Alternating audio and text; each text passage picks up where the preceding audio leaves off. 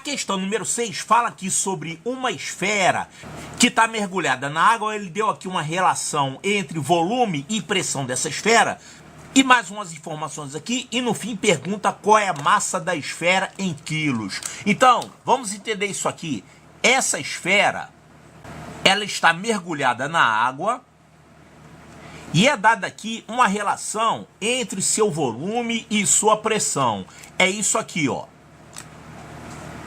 Está dizendo que o volume varia de acordo com a pressão.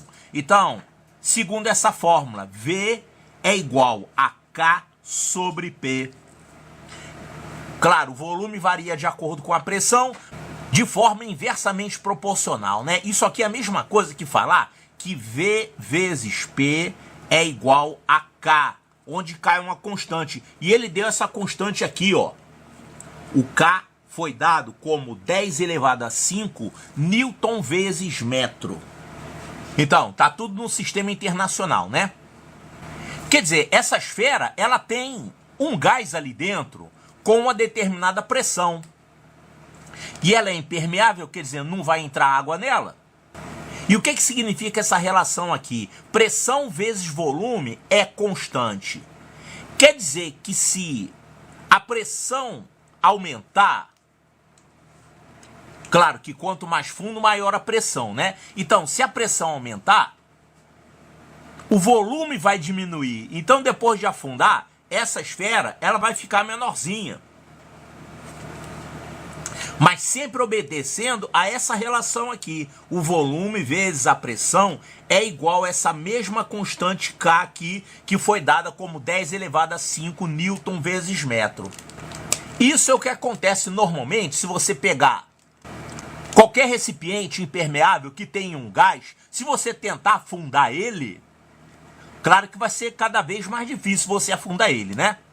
Você já deve ter visto isso aqui em filme de submarino, né? Quando o submarino vai afundando, parece que a água vai querendo entrar, o submarino vai ficar sendo esmagado, vão ficar fazendo barulhos devido a esse esmagamento. Quer dizer, a pressão está aumentando e o volume está tendendo a diminuir, ele está sendo esmagado. Então ele diz que essa esfera aqui foi mergulhada e ela submerge lentamente até entrar em equilíbrio numa profundidade onde a densidade da água do mar é dada como isso aqui, 1,05 gramas por centímetro cúbico. Atenção que essa aqui não está no sistema internacional, né? A gente vai ter que ajustar. E a pressão hidrostática é igual a 52,5 megapascal. Pascal é a unidade do sistema internacional para pressão, né? Pascal é igual a Newton por metro quadrado. Então vai acontecer isso aqui. Essa esfera vai afundar. Vai chegar uma hora que esse empuxo vai se igualar com o peso da esfera. E aí você tem o equilíbrio. Esse equilíbrio acontece quando a pressão externa é 52,5 megapascal. Então, pressão externa igual a isso, 52,5 megapascal. Então é isso aqui que vai estar acontecendo. A gente tem aqui o peso dessa esfera e a gente tem também o empuxo.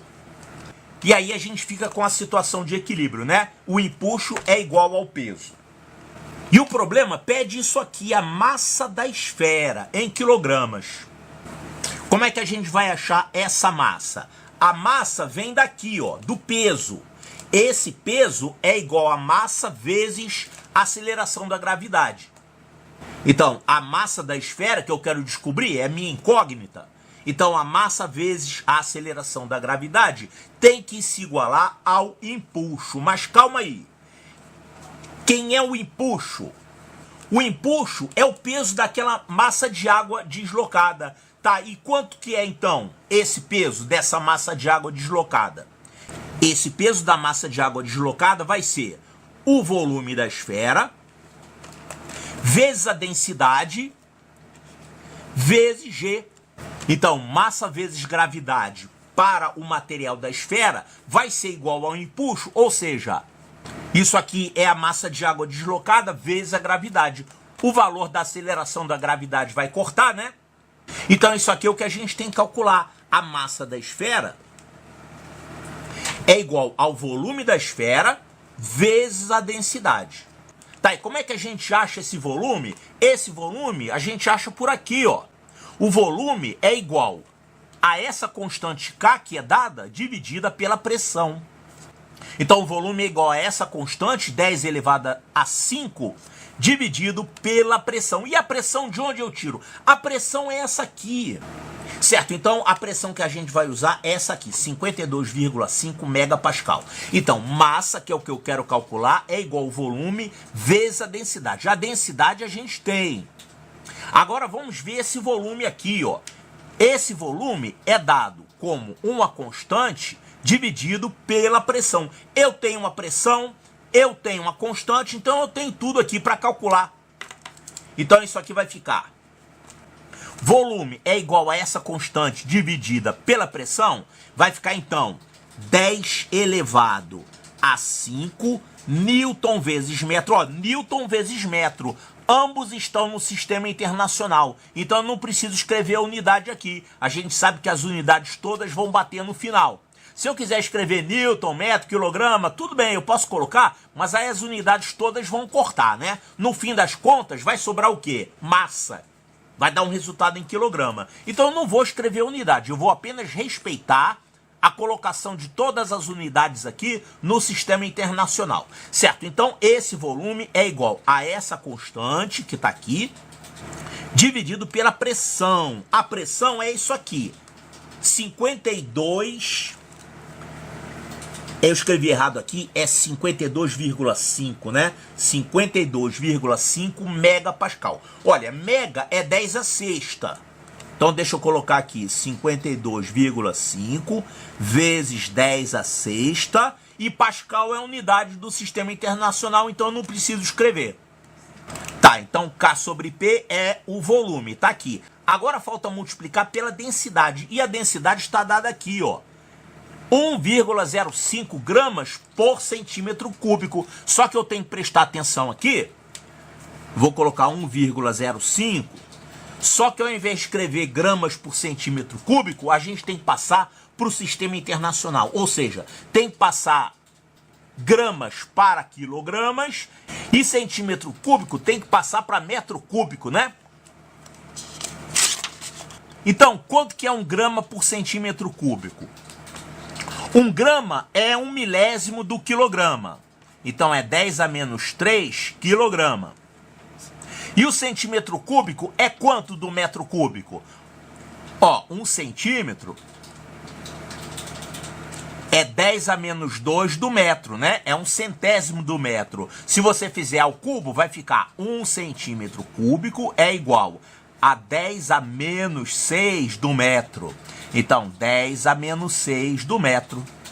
Então, aqui, essa densidade, eu vou trocar grama por centímetro cúbico por quilograma por metro cúbico e colocar esse fator aqui. Ó, 10 a menos 3 dividido por 10 a menos 6, fazendo a conta, vai dar o que aqui? Vai dar 10 ao cubo, né?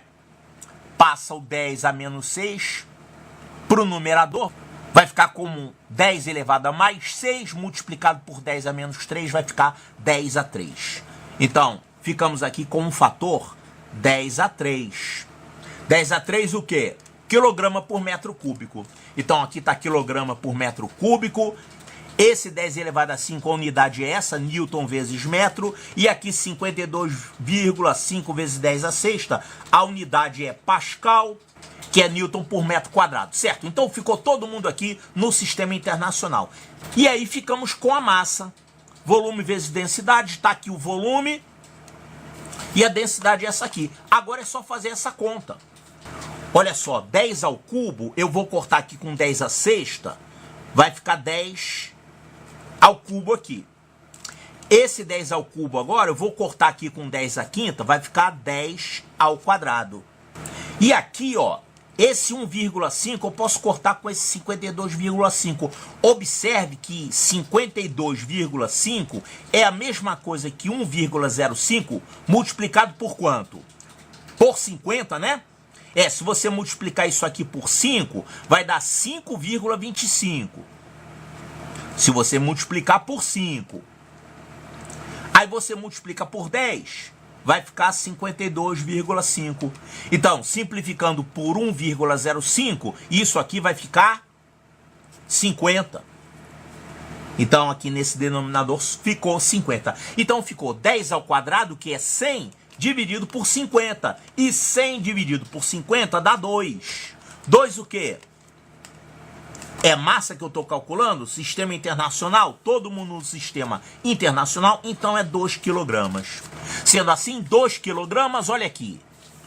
A massa da esfera em quilogramas é 2,00. Resposta correta, letra A de alfa. Calma aí, não vai embora que eu quero falar sobre uma coisa estranha que tem no enunciado dessa questão, que eu fiz questão de não mostrar na resolução, mas eu vou mostrar agora. Nós encontramos isso aqui. A esfera tem uma massa de 2 kg, tudo bem. E ela está em equilíbrio. As forças que estão envolvidas nesse equilíbrio é o peso, que vale 2 kg vezes G. Vamos deixar só indicado assim, M vezes G, que é constante. Ao longo de toda a trajetória da esfera, afundando, esse peso é constante. Agora, o empuxo é a outra força que a gente calculou encontrando o volume, a massa de água deslocada, usamos a densidade e encontramos então o empuxo, igualamos com o peso e encontramos a massa, certo? Agora olha só, tudo bem, isso aqui está em equilíbrio, mas digamos que você faça o seguinte. Você vai pegar essa esfera e vai dar um empurrãozinho nela para cima. Ela está em equilíbrio, hein? Tá, se você der um empurrãozinho nela para cima, o que vai acontecer com o empuxo?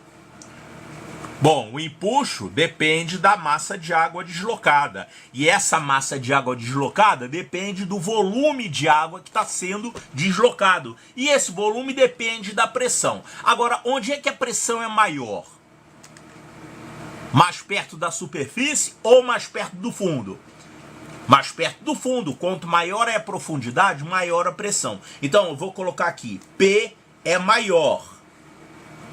E aqui, P é menor.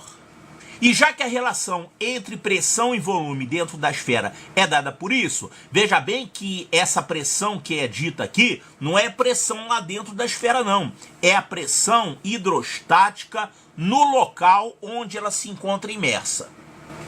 Ou seja, a gente tem aqui PV constante, mas a pressão que a gente leva em conta não é a pressão do ar dentro da esfera, é a pressão hidrostática da água que está ali fora. Certo? Então, quando você diminui o valor de P, como é nesse caso, o que vai acontecer com o V? O V aumenta. Então, vamos colocar aqui. Quanto mais para cima, maior vai ser o V da esfera. Então, V maior. E é claro que aqui a gente vai ter o V menor. Para que o produto seja constante, né? Quando um aumenta, o outro tem que diminuir e vice-versa, certo? Agora olha só, V maior, você aumentando o volume, o que vai acontecer com o empuxo? Olha, se você tem um volume maior, você tem uma massa de água deslocada maior, então o empuxo aumenta. Se o empuxo aumenta e o peso da esfera é constante, você vai ter aqui um E maior. E o que vai acontecer com a esfera? Ela vai ter uma resultante para cima. Então a esfera vai querer subir. E quanto mais ela sobe, mais vai acontecer isso de novo. A pressão é menor, o volume fica maior ainda, o empuxo fica maior ainda e ela vai ser mais puxada para cima. Mas ela não está em equilíbrio? Calma aí que eu vou falar o inverso agora. Se a gente der um empurrãozinho para baixo, um ligeiro empurrãozinho de nada. Olha só. Um pouquinho mais abaixo, a pressão vai ser maior. Então, o volume da esfera vai ser menor. E o que vai acontecer com o empuxo, então? O empuxo diminui.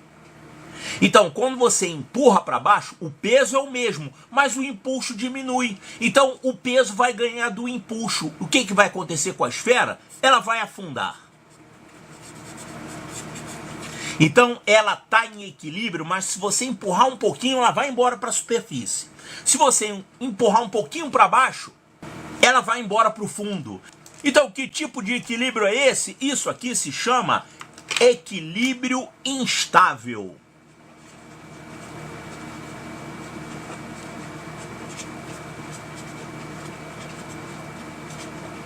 É fácil você visualizar essa história de equilíbrio estável e equilíbrio instável quando você pensa na força gravitacional.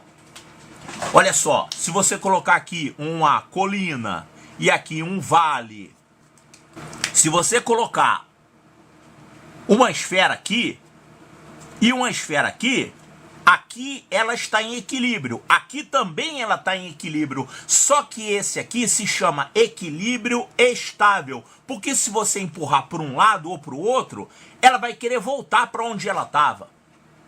Aqui está em equilíbrio também, mas se você empurrar para um lado ou empurrar para o outro, ela vai embora. Ela não vai querer voltar para lá, ela vai querer cair. O equilíbrio estável é aquele em que sempre é buscada a menor energia potencial. Então, esse equilíbrio aqui é estável. Esse equilíbrio aqui é instável. Pelo enunciado, como ele fala aqui que a esfera submerge lentamente até entrar em equilíbrio, a gente fica com a ideia errada que você colocou ela na água e ela foi afundando sozinha, feliz da vida, até ela chegar uma hora e diminuir a velocidade dela lentamente e parar num ponto de equilíbrio. Que nem acontece, sabe onde? No paraquedas.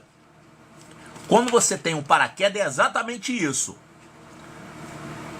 Tem lá o peso do paraquedista, né? Mas quando você abre o paraquedas, você vai ter um empuxo alto, puxando o paraquedista para cima. Só que essa força de empuxo aqui, quer dizer, eu chamei de E, mas ela não é um empuxo, tá? E essa aqui é a força de resistência do ar. Eu vou chamar de R. É a resistência do ar. A resistência do ar é proporcional à velocidade. Quanto maior é a velocidade, maior é a resistência do ar. Então essa resistência do ar vai fazer a velocidade do paraquedista diminuir. Então a resistência diminui até que ocorre um equilíbrio. A resistência do ar para o paraquedas fica igual ao peso. Aí o paraquedas vai descendo com velocidade constante. Isso é um equilíbrio estável. Agora, aqui nesse caso não acontece isso. A esfera não vai caindo sozinha até estabilizar e ficar em equilíbrio. Essa esfera, para ficar nesse equilíbrio, aqui nesse caso aqui, como é que alguém colocaria uma esfera em equilíbrio no alto de uma colina? Ela teria que ser empurrada lá para cima e com muito cuidado, porque quando chegar num pico, tem que largar ela, que ela tá lá quase querendo cair a qualquer momento. É um equilíbrio instável. Então, na verdade, essa esfera ela não vai submergir lentamente. Ela vai ter que ser afundada por um guindaste ou alguma coisa assim, afundada, porque lá no alto o volume dela é maior. A pressão é menor, então o volume é maior, então o empuxo é muito grande lá no alto. Ela não vai querer descer sozinha. Você vai ter que empurrar, aí ela vai se comprimindo, o empuxo vai diminuindo, até que chega aqui uma hora em que tem o equilíbrio instável, tá? Então, na verdade, isso não acontece como esse enunciado sugere aqui, tá? É um equilíbrio forçado, é um equilíbrio instável, que nem esse daqui. Mas não deixa de ser um equilíbrio, tá? Você só pode contestar que ela submerge lentamente. Não, submerge lentamente porque o guindaste empurrou ela para baixo lentamente até ela entrar em equilíbrio. Aí o guindaste largou ela lá naquela profundidade. A qualquer momento, qualquer empurrãozinho, passou um peixe ali, fez uma turbulênciazinha, ela vai embora para cima ou para o fundo. É um equilíbrio instável, tá? Mas isso não invalida a resposta do problema. Se ela está em equilíbrio, isso aqui vale. Não interessa como que ela chegou nesse equilíbrio. Então isso aqui vale. Então a massa da esfera é essa mesma que calculou. Então eu mantenho a resposta correta como letra A de alfa.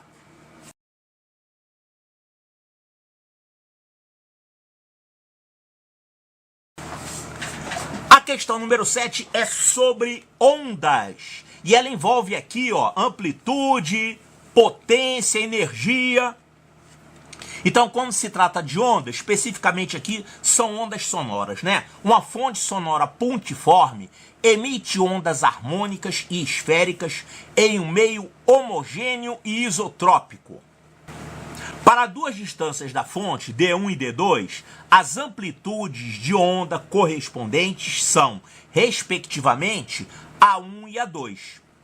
Sabendo que essa amplitude 2 é o triplo da amplitude 1, qual é a razão D1 sobre D2? Então nós estamos falando aqui sobre duas distâncias, D1 e D2, e as amplitudes são, respectivamente, A1 e A2.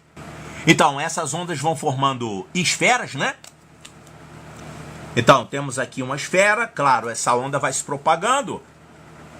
Você vai ter uma frente de onda que vai se propagar formando uma esfera.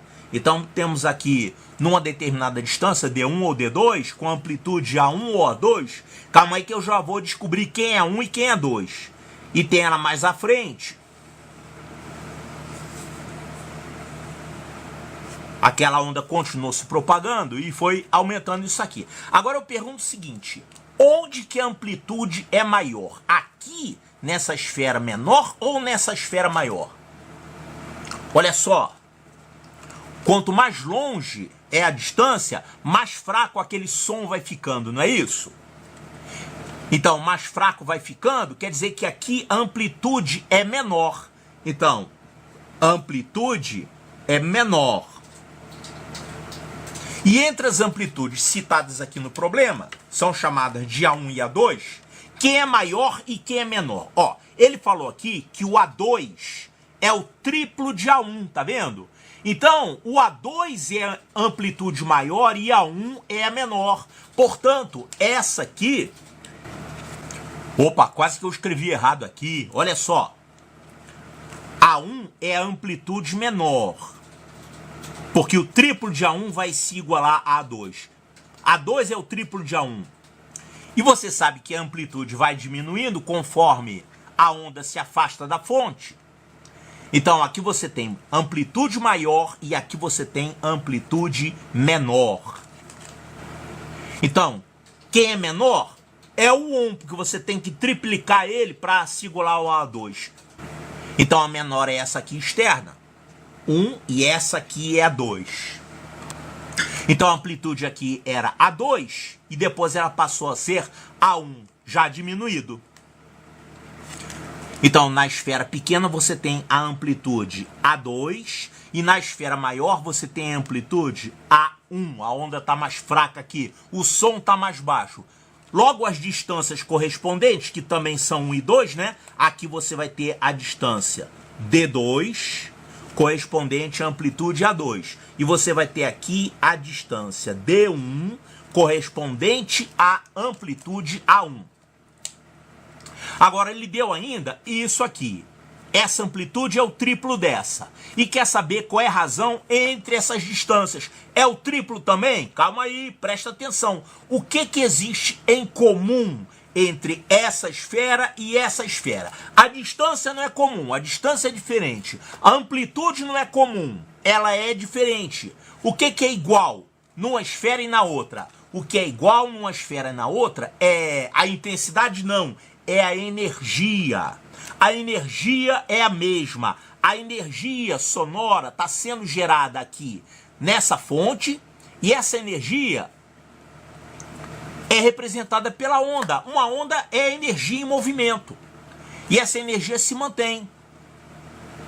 Meio homogêneo, isotrópico, né? Não vai tendo perda. Então a energia aqui é igual à energia aqui. Agora calma aí. Como é que a gente representa a energia nesses dois casos? Vamos usar agora a intensidade sonora. O que é intensidade?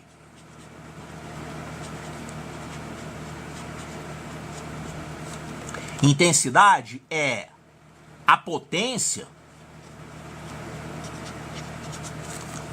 Potência que tem a ver com energia, né? Potência é energia na unidade de tempo. É a potência dividida pela área. Muito bem. E relacionando com a área, a gente pode tirar essa relação aqui, D1 sobre D2. E a área tem a ver com o quê? A área tem a ver com o quadrado da distância. Porque qual é a fórmula da área da superfície esférica? A área da superfície esférica é 4πr2. Então, a área de uma esfera varia com o quadrado do raio dessa esfera. Então, já que a potência é constante, não tem perda aqui, a onda vai se propagando e não perde potência. A potência total é a mesma, mas a área vai aumentando, então a intensidade vai diminuindo, mas a potência é igual. Ou seja, já que a potência é igual, eu posso escrever isso aqui. Potência é igual, passa a área para cá multiplicando, potência é igual a intensidade multiplicada pela área. Então, eu posso calcular a potência nessa esfera e a potência nessa esfera, quer dizer, ao longo da esfera, né?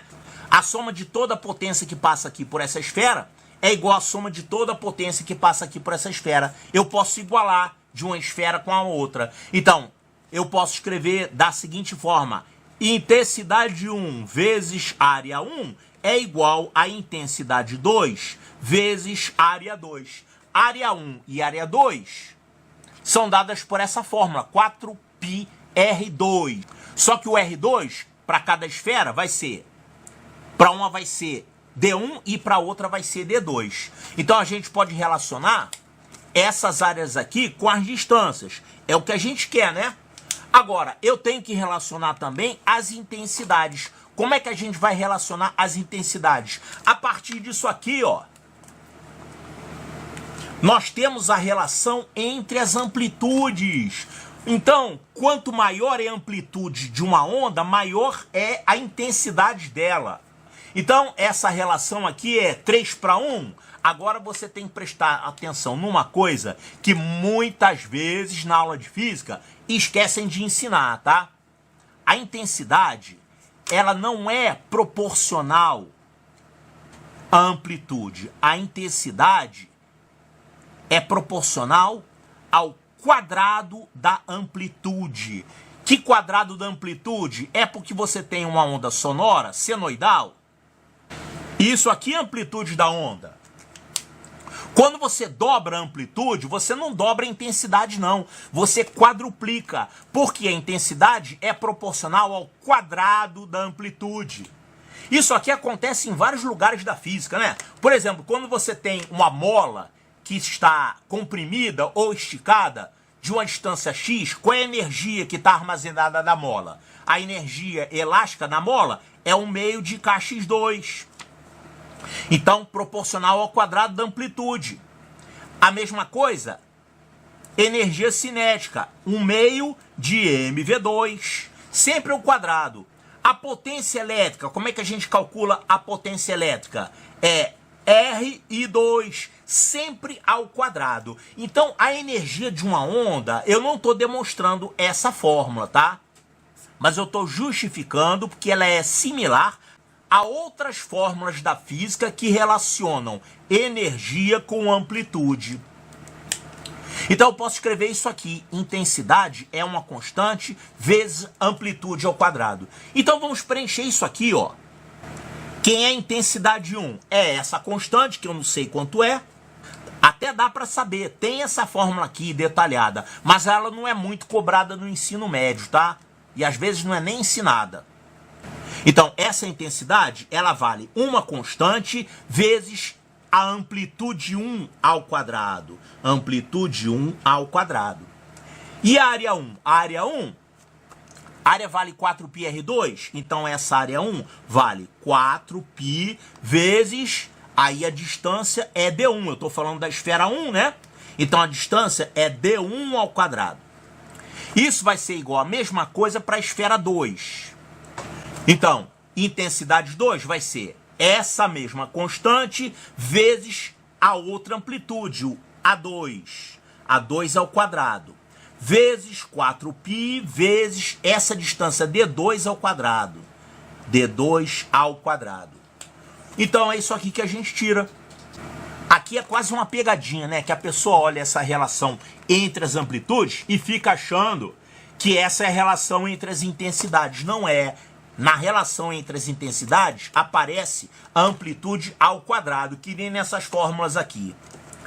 Então aqui vai cortar essa constante K, vai cortar o 4π, e aqui já tem o que a gente quer, né? O problema é que é D1 sobre D2, mas ele deu aqui a razão entre A1 e A2, então vamos escrever isso aqui. Aliás, vamos extrair a raiz quadrada de todo mundo. Aqui ficou o quadrado perfeito, aqui também ficou. Então vamos escrever isso aqui. A1 vezes D1 é igual a A2 vezes D2. Eu só extraí a raiz quadrada de todo mundo aí. Todo mundo é positivo, né? Então daqui a gente tira aqui o D1 sobre D2. Ó, D1 sobre D2 vai ser igual a A2 sobre A1.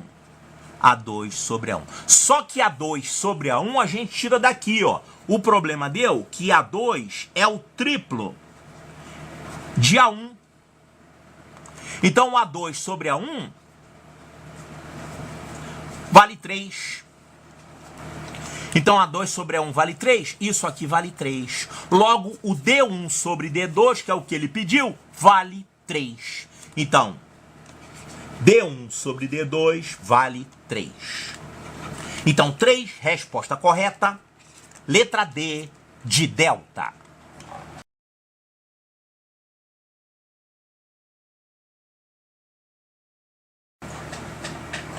Essa questão aqui, a gente bate o olho e chama atenção isso aqui, né? Isso aqui é alguma coisa que está estragada. Olha aqui.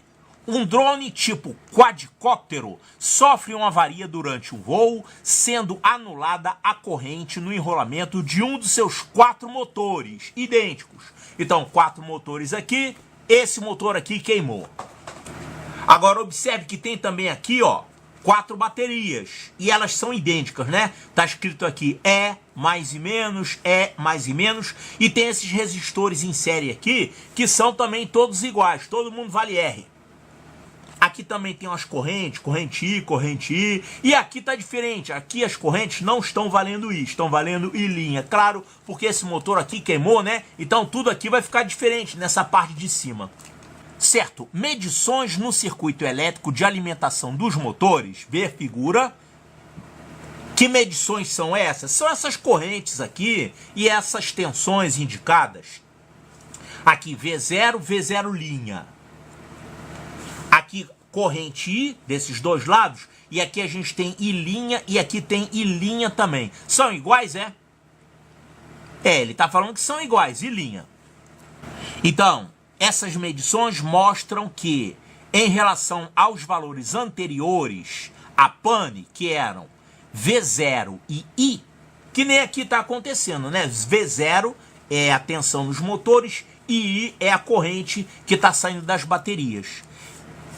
O valor da diferença de potencial V0' é 20% maior. Quer dizer, queimou aqui, mas esse aqui ficou com a tensão 20% maior, hein? Tá, então esse V0' aqui é 20% maior. E o valor da corrente elétrica I' em 2 das 4 baterias, I' nessa bateria e I' nessa bateria. Tá, então em 2 dessas 4 baterias de força eletromotriz Epsilon, então as baterias são iguais. E resistência interna R, então esse Rzinho aqui é resistência interna das baterias. Então é 40% menor. O que é 40% menor? Essas correntes aqui, a corrente I' é 40% menor do que a corrente original I. Então, essa tensão é 20% maior e essa corrente aqui é 40% menor. Nessas condições, a potência elétrica fornecida ao motor entre os terminais A e B variou percentualmente de Quem é o motor entre os terminais A e B é esse aqui, ó. É o motor que ficou funcionando, né? Tá, agora esse circuito assusta um pouco, né? Mas observe o seguinte, você para fazer essa análise, você pode considerar duas seções independentes. Essa seção aqui é totalmente independente dessa. Quer dizer, o que acontece aqui não afeta o que acontece aqui. Por que isso? Olha só, esse potencial aqui é o mesmo nos dois circuitos, tá vendo? E aqui também é o mesmo fio. Você poderia até desenhar esses circuitos dessa forma aqui, ó. E aí você liga essa seção e essa seção por um fio, um único fio. Então ligando esses dois é equivalente a desenhar desse jeito. Quer dizer, todo mundo aqui, nessa área marcada em verde, está no mesmo potencial, só que aqui eu desenhei separado. Agora observe o seguinte, se você só tem um fio ligando essa seção com essa seção, o que eu posso dizer sobre a corrente que está passando desse fio? Não passa corrente nenhuma aqui, porque quando a corrente vai, ela tem que voltar. Ela não pode só ir e não voltar nunca mais. Então, se você só tem um fio, você não vai ter corrente aqui, porque tem justamente faltando um caminho para a corrente retornar. Isso aqui é como se fosse o negativo do circuito inteiro, é como se fosse o terra do circuito, pronto. Logo a gente, para analisar o que acontece aqui nessa parte de cima, a gente pode esquecer a parte de baixo, porque ela não é afetada pelo que acontece aqui em cima e vice-versa. Então a gente pode analisar separadamente esses dois circuitos. Como essa parte de baixo aqui está toda funcionando, então eu não tenho que me preocupar com ela. Eu vou olhar agora só para a parte de cima. Isso aí é uma mão na roda, né? Você já reduz pela metade a complexidade do circuito. Agora observe o seguinte, antes desse motor queimar, como que você estava aqui com a potência em cada motor desse? Você tinha uma tensão V e uma corrente I. Então, cada motor tinha uma tensão V e uma corrente I. Tanto é que esse aqui de baixo continua assim. Aliás, ele chamou de V0, né? V0 e I. Tá, corrente é I. Essa aí que vem daqui. E essa corrente I vem toda pra cá. Por que que ela vem toda pra cá? É porque também aqui você tem dois circuitos iguais, tá vendo? Esse motor é igual a esse motor, essa tensão é igual a essa tensão, essa resistência interna é igual. Então, mesmo se você ligar esses dois circuitos, a corrente que está aqui não tem nenhum motivo para passar para o outro lado, porque são potenciais iguais. Então, aqui não existe corrente. Se você cortasse esse fio, ia continuar a mesma corrente nos dois motores e a mesma tensão também. Só que esse fio aqui não é cortado. Esse fio foi colocado aqui como uma medida de segurança. Vocês vão ver já já como é que funciona essa medida de segurança. Então, cada motor tinha essa potência aqui, V0 vezes I. V0 vezes I era a potência de cada motor. Aqui, aqui e nesses dois de cima. Aí esse motor queimou. Ele falou que aconteceu o seguinte, devido ao fato desse motor ter queimado, a diferença de potencial entre os pontos A e B ficou 20% maior. Então, nesse motor aqui, a tensão é quanto? É V0 multiplicado por 1,2. É V0 multiplicado por 1,2. Porque é uma tensão 20% maior, né? Então era V0, agora é V0 vezes 1,2. E a corrente? Aí olha o que ele falou aqui sobre as correntes, ó. A corrente e linha em cada uma das baterias dessas outras aqui, sofreu uma queda de 40%, tá vendo? A corrente fornecida pelas baterias passou a ser 40% menor, aqui e aqui. Então, olha só, apesar desse motor ter queimado, essa bateria continuou trabalhando. Ela está fornecendo menos corrente, só que essa corrente está vindo para cá. Para cá ela não pode vir, que está queimado. Ela vem para cá e ela se junta com essa outra corrente aqui. Então, a corrente que estava indo para esse motor não vai mais, ela vem para cá. Ou seja, aumentando a corrente aqui nesse motor que está funcionando. Então, quanto é que vai ser a corrente? Vai ser essa corrente mais essa. Agora, ele falou que essas correntes diminuíram em 40%, tá vendo? Então, antes valia I, cada corrente dessa. Agora, com a diminuição de 40%, vai passar a ser quanto? Abatendo 40%, você vai ter 0,6I. Porque é o I tirando 40%, dá 0,6I. E olha, ele falou que são iguais, né? São iguais, é claro, são iguais porque você tem aqui simetria nesses dois circuitos. Desse ponto A para cá, você tem o mesmo circuito por esse caminho que você tem nesse caminho. Só tem um fio mais longo, mas fio não conta, né? Considera fio ideal, resistência zero. Tá, então as correntes são as mesmas. E ela não pode vir para cá, mas ela tem condições de vir para cá. Então essas correntes e linha, ambas, vindas desses dois lados, vão se juntar aqui e passar por esse motor. Então quanto é que vai ser a nova corrente passando por esse motor agora? É 0,6I duas vezes. Então ela diminuiu, mas agora são duas. Agora são as correntes vindas de duas baterias. Então a corrente que vai passar nesse motor aqui, que é o que ficou funcionando aqui em cima, vai ser o valor original de I multiplicado por 1,2, que é 0,6 mais 0,6, 1,2.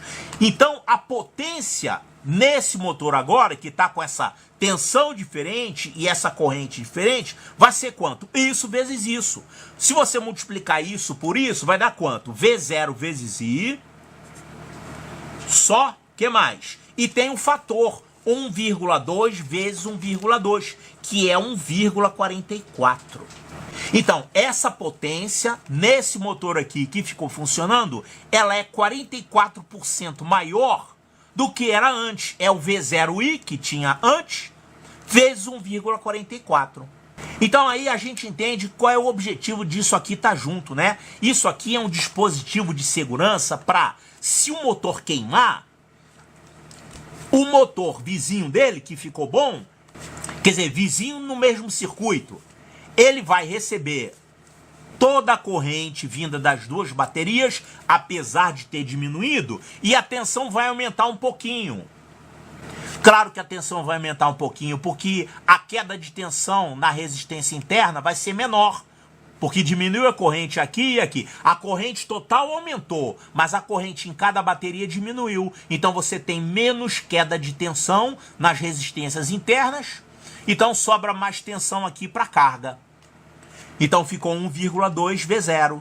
E a corrente, já que agora são duas para o mesmo motor, quer dizer, queimou, mas você tem um reforço de potência nesse outro motor aqui que ficou bom. Então esse motor aqui, ele compensa a falha desse motor. É claro que o circuito de estabilização desse drone aí, ele tem que ajustar, né? Agora você tem 3 motores, antes você tinha 4 motores iguais. Agora você tem 3 motores, sendo que 2 estão com a potência original e um terceiro motor está com a potência aumentada em 44%. Quer dizer, o sistema aí de Leme desse drone tem que compensar isso para usar essa nova potência aí. Não é só substituir a corrente da bateria e a tensão.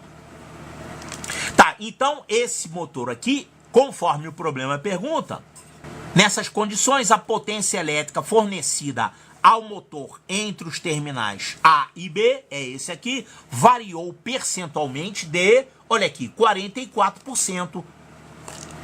Então, 44%, resposta correta, letra D de delta.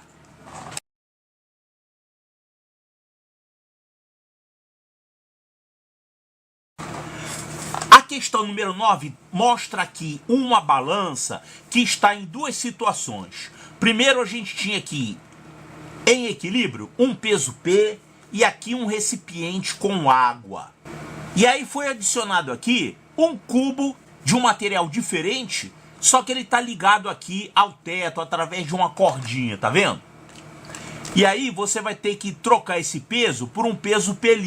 Ele quer saber justamente quanto que é essa diferença, né? que massa foi adicionada ao prato da balança aqui para que o equilíbrio fosse restabelecido. Então, as figuras mostram uma balança de 2 pratos em 2 instantes diferentes. A figura 1 mostra um recipiente cheio de água de densidade ρA, equilibrado com peso P. Na figura 2, um cubo de aresta A e densidade ρC pendurado num fio, é mergulhado inteiramente na água do mesmo recipiente sem tocar no seu fundo. Que massa foi adicionada no prato da balança aqui para que o equilíbrio fosse restabelecido? Olha só, vamos pensar da seguinte maneira. Aqui nessa situação a gente tinha um equilíbrio, né? Então esse peso é igual a esse peso. Então a gente pode escrever que esse peso P é igual a esse peso aqui. Qual é o peso que nós temos? É o peso do recipiente mais o peso da água. É isso que estava acontecendo.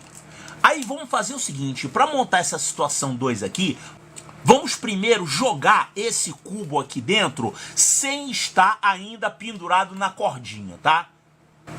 Então, se você pegar esse recipiente com água e jogar esse cubo lá dentro, qual é o peso que vai ficar desse lado da balança? Vai ser o peso do recipiente mais o peso da água que tinha lá, porque ela não transbordou, e é a mesma água, mais o peso do cubo. Vai ficar esse peso aqui. Não interessa se esse cubo está flutuando, ou se ele está tocando no fundo, ou se ele está lá no meio da água, nem boiando e nem no fundo, não interessa. O peso total é esse aqui. Então, para efeito de balança aqui, sem a cordinha, você tem só que pensar no peso total. É o recipiente mais a água mais o cubo. Sendo assim, para você poder equilibrar, você vai ter que colocar do lado de cá o quê? O peso que você já tinha, mais um peso adicional. E para ficar em equilíbrio, esse peso adicional que você coloca aqui tem que ser igual a quem? Tem que ser igual ao peso do cubo que você colocou. Claro, você adicionou o peso ali, relativo ao cubo, você tem que adicionar um peso igualzinho aqui do outro lado. E isso eu estou falando sem a cordinha, tá?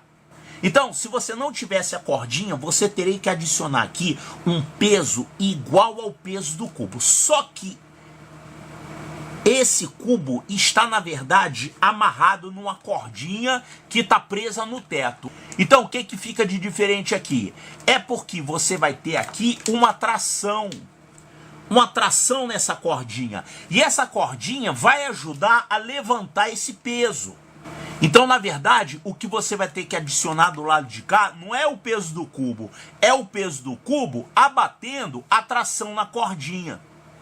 Então, eu vou colocar aqui um menos T. É isso aqui que você vai ter que adicionar aqui desse lado. Esse vai ser o peso adicional. O peso original do cubo menos a tração na cordinha. Porque a cordinha está ajudando a segurar o cubo.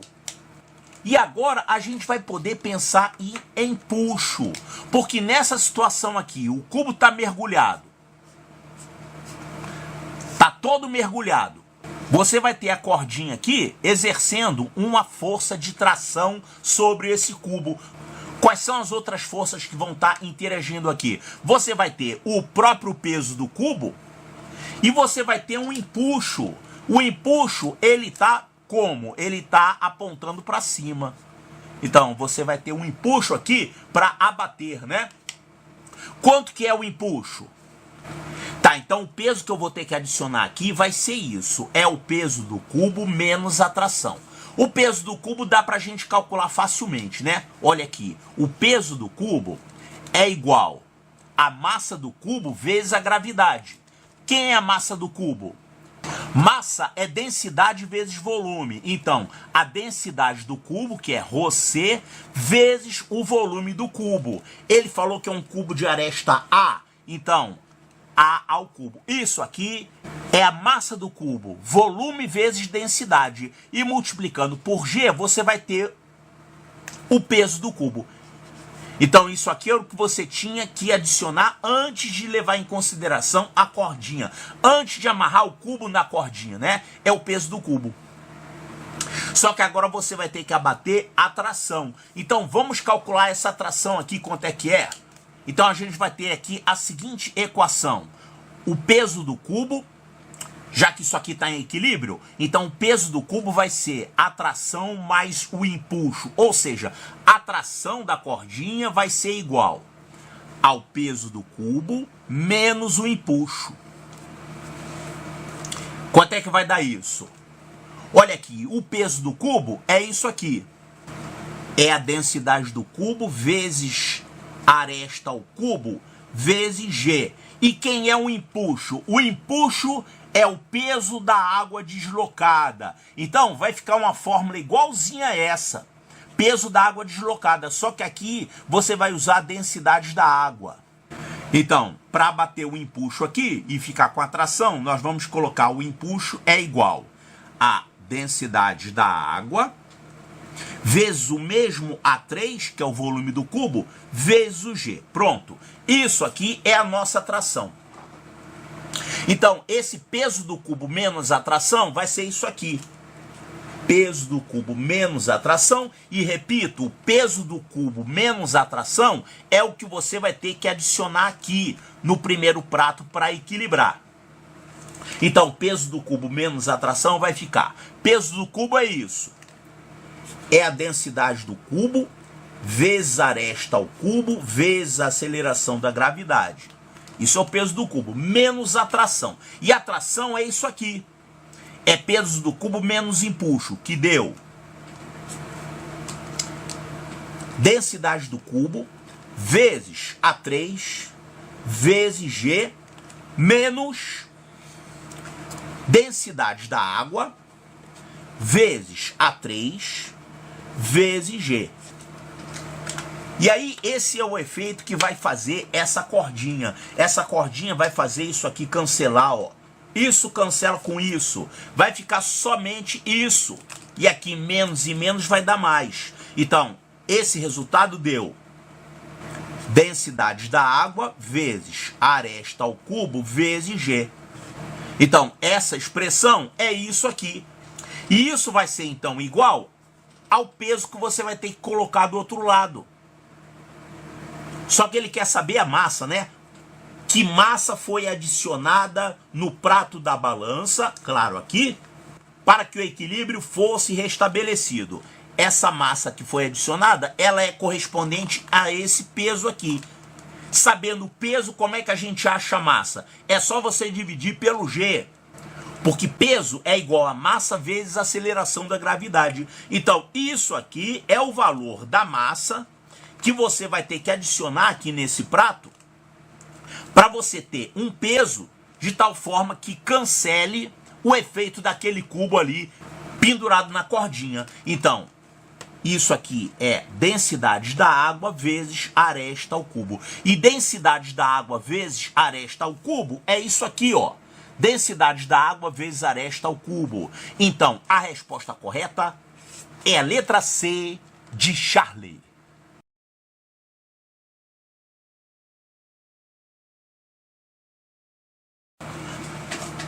A questão número 10 traz aqui um sistema de polias, né?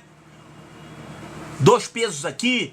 Só que tem uma coisa aqui diferente. Isso aqui não está em equilíbrio, porque ele falou aqui que está tendo aqui uma aceleração.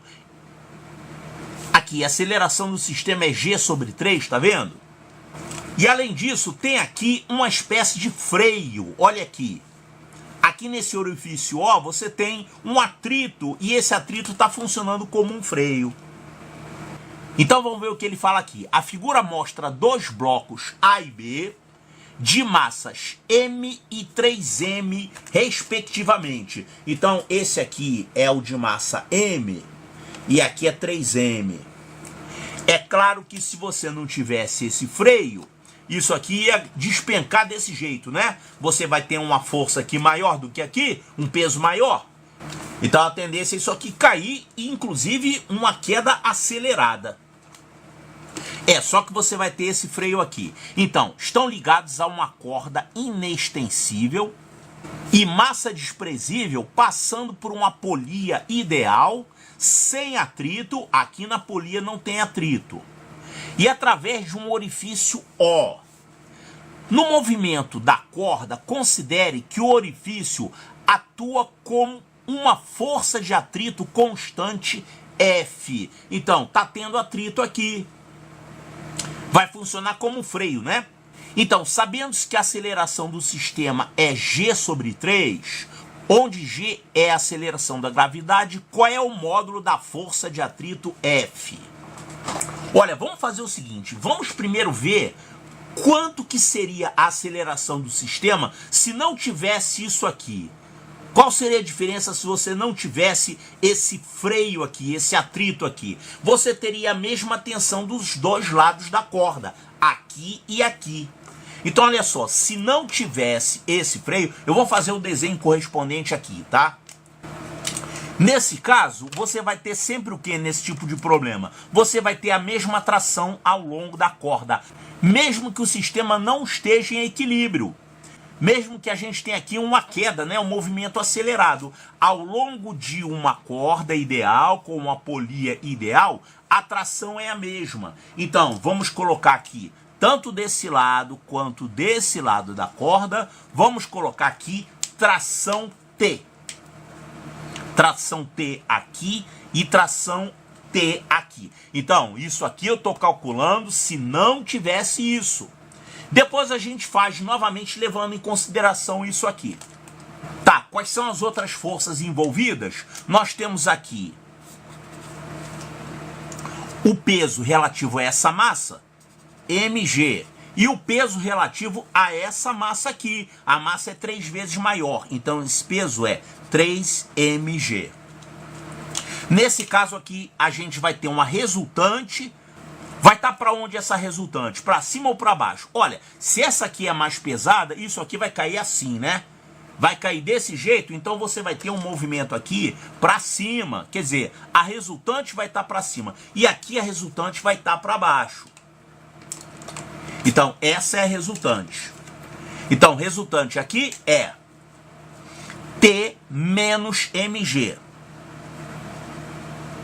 E a resultante aqui é 3mg menos T.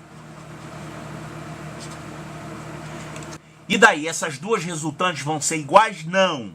As resultantes não são iguais. O que vai ser igual aqui são as acelerações. Porque a mesma distância que essa aqui subir, essa aqui vai descer de uma distância igual, porque eles estão ligados por essa corda. Então, já que as distâncias vão ser sempre iguais, uma subindo e outra descendo, você vai ter acelerações iguais, só que em sentidos contrários. Essa aceleração para cima e essa aceleração para baixo. Mas em módulo, essas acelerações vão ser iguais. Não são as resultantes que vão ser iguais, são as acelerações. Para achar aceleração, você vai pegar a resultante e vai dividir pela massa. Então, essa resultante aqui, dividido por essa massa, vai dar a aceleração desse bloco. E essa resultante aqui, dividida por essa massa, vai dar a aceleração desse outro bloco. E já que essas acelerações são iguais, eu posso igualar isso aqui e achar o T, achar quem é a tração. Então, resolvendo isso aqui, a gente acha quem seria essa tração. Vamos fazer aqui no cantinho. Então, sem o orifício, vou colocar aqui, sem esse O. Olha aqui, o M vai cortar, vai ficar isso aqui. T menos mg. O M vai cortar, e aqui vai ficar 3mg menos T dividido por 3. O M cortou, né? Esse 3 multiplica, vai ficar 3T menos 3mg é igual a 3mg menos T. Então isso aqui vai ficar, passa esse T para lá, vai ficar 4T, passa esse 3mg para cá, vai ficar 6mg, né? Vai ficar isso aqui, 4T é igual a 6mg. Então, T é igual a 6/4 de mg, ou seja, 1,5 mg.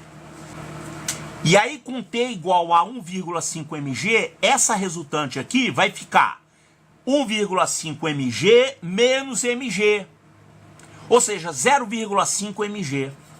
0,5 mg. E aqui nessa, você vai ter 3 mg menos 1,5 mg, você vai ter uma resultante para cá de 1,5 mg. Então, essas vão ser as forças resultantes nos blocos, caso você não tivesse esse freio aqui. Agora, para encontrar a tal aceleração, é só você fazer a força resultante dividida pela massa. Então, você ia ter nesse bloco aqui uma aceleração A1, que é isso aqui dividido pela massa, que é 0,5 g. E aqui nesse bloco você teria uma aceleração A2 é igual a 1,5 mg dividido por 3m, força sobre massa, né? Você ficaria com a aceleração de 0,5 g também. Então, se não tivesse esse freio, você ia ter essa massa aqui despencando, essa aqui subindo, e a aceleração desse sistema seria isso aqui, 0,5 g. Acontece que, na verdade, você não tem isso. Você tem um freio. Esse freio vai causar um atrito que vai estar como? Já que ele vai estar de qualquer forma caindo para cá, esse atrito vai ficar assim para cima. Esse atrito vai fazer com que essas tensões não sejam mais as mesmas. Você vai ter uma tensão nesse trecho da corda e você vai ter uma outra tensão nesse trecho aqui da corda. E a diferença é justamente esse atrito aqui, né? Agora, nessa situação, agora levando em conta que você tem o orifício com um freio aqui por causa do atrito. Ele falou que nessa situação, a aceleração do sistema é G sobre 3. Então, G sobre 3 é a aceleração desse bloco subindo. Então, você vai ter G sobre 3 para esse bloco subindo e G sobre 3 para esse bloco descendo. Então, olha só, esse mesmo cálculo que a gente fez aqui, como é que a gente fez isso? A gente igualou as acelerações, né? Só que agora não vai ser mais assim. Agora você vai ter uma outra tração. Quer dizer, seriam trações diferentes. Você vai ter aqui uma tração que eu vou chamar de T1 e aqui uma tração que eu vou chamar de T2. Então esse mesmo cálculo que a gente fez aqui, partindo das trações serem iguais, porque a corda está livre, e aí, igualando as acelerações, encontramos a aceleração total do sistema. Agora nós vamos fazer o contrário. Eu tenho uma força de atrito aqui desconhecida, porém eu tenho uma aceleração conhecida. De qualquer maneira, as acelerações continuam sendo iguais. Por quê? Porque aquilo que esse bloco sobe, esse aqui vai descer. O ΔS é o mesmo para os dois blocos, porque a corda é inextensível. Então as acelerações vão ser iguais, agora são iguais a G sobre 3. Vamos fazer agora esse cálculo novamente, levando em conta isso. Então olha só, as acelerações dos blocos são iguais a G sobre 3, tá? Se você pegar a aceleração e multiplicar pela massa, qual é o resultado? Ó, força é igual a massa vezes aceleração. Então, quando você pega a aceleração e multiplica pela massa, você fica com a força. Então, nesse bloco aqui, você tem uma massa M, tem uma aceleração G sobre 3. Então, multiplicando M e G sobre 3, você vai ficar com a força resultante. Aqui eu vou escrever a força resultante, tá? Para esse bloco e para esse bloco. Então, a massa vezes a aceleração vai me dar força. Então, M vezes G sobre 3. mg sobre 3. Isso é a força resultante para esse bloco aqui. E aqui a mesma coisa. Vamos pegar essa aceleração resultante, que é G sobre 3 também, e vamos multiplicar pela massa desse bloco, vamos encontrar a força resultante. Então a força resultante desse bloco, ó, multiplicando isso por isso, 3m vezes G sobre 3, o 3 vai cortar, vai ficar o quê? mg. Então, mg é a força resultante para esse bloco. E com isso, a gente pode calcular essas trações aqui, T1 e T2. Então, aqui a gente tem uma tração T1 e aqui uma tração T2. Ela tá puxando para cima, né? Tá puxando aqui para cima. E essa aqui tá puxando para cima também. Só que o peso está ganhando, porque o bloco está caindo. Então, qual é o cálculo que nós vamos fazer? Essa resultante, mg sobre 3, é igual a T1 menos o peso desse corpo aqui. O peso é massa vezes G, ou seja, vai ficar mg.